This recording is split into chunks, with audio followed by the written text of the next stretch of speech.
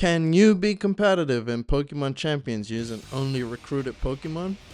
We've all seen the teams full of shinies at it from Pokemon Home, and it can seem impossible to compete with them if you haven't started collecting your own Pokemon from other games. I entered the warm-up challenge using only Pokemon I recruited for free, and I wasn't disappointed with the results. Before we get into some battles, I'm gonna put the team and the rental code up on the screen. First up, we have Choice Scarf and Infernape, which acts like the nuke with Flare Blitz, Rock Slide, Close Combat, and U-Turn. It's built to outspeed other Choice Scarf Pokemon. Next up, we have competitive Empoleon with Surf, Vacuum Wave, and Flash Cannon. Once it gets a boost from Intimidate or Icy Wind, it becomes a very strong attacker with priority. It's holding the Chople Berry to withstand strong fighting moves like Close Combat from Sneasler. I then have Sylveon holding Leftovers to act as a bulky attacker. It has the standard Hyper Voice, which becomes a strong Fairy type move with Pixelate, Psychic for coverage, and Psych Up to copy Empoleon's stat boost when I have a chance. For speed control, I have Focus Sash Gliscor.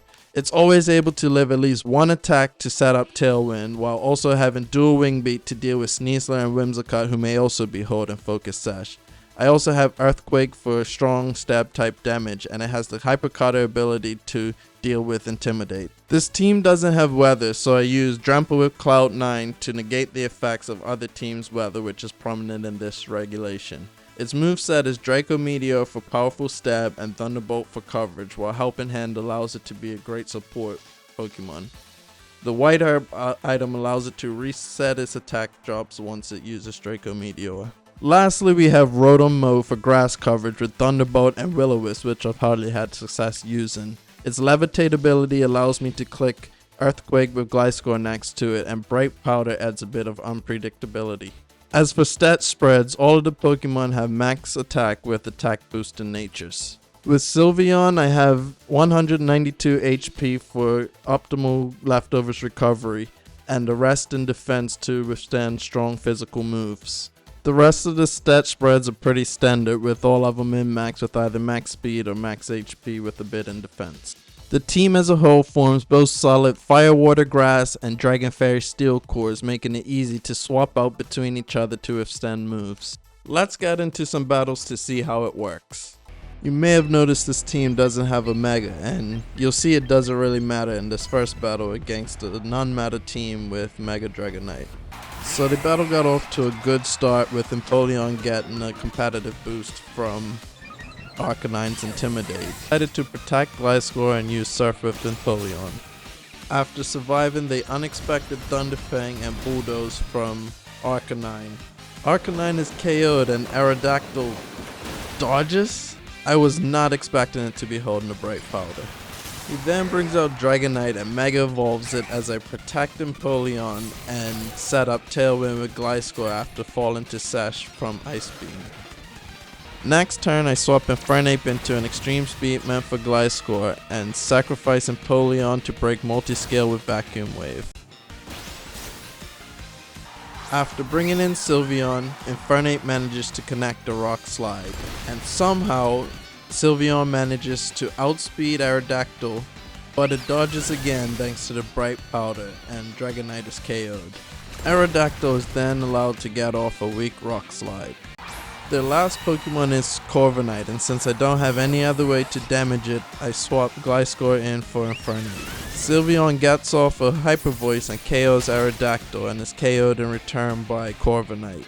This allows me to bring Infernape back in to take the final KO with Flare Blitz. The next battle I'm going to show you is against a slightly more meta Charizard Sun team. I start off with Empoleon and Gliscor as they start off with Incineroar and Sneasler, giving my Empoleon a competitive boost. I protect Empoleon as they swap Incineroar for Venusaur, and they fake out Gliscor, meaning I won't be able to get my dual Wing Beat off.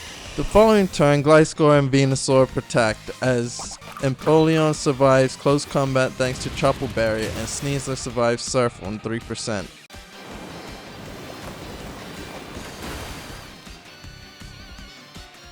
I finish Sneasler off with Vacuum Wave as Venusaur survives Dual Wing Beat on 1%, meaning Empoleon got KO'd by Earth Power.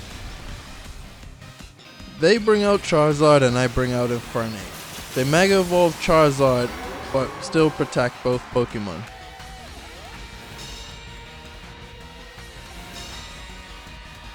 I then swap in Drampa to turn off the sun as Infernape outspeeds to use Rock Slide. Venusaur is KO'd and Charizard survives on 1%, only to be flinched. As my opponent brings out their final Pokemon Incineroar, they end up forfeiting the match.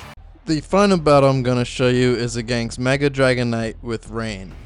It was at this point where my luck ran out, and at the moment, my patience for editing is running out.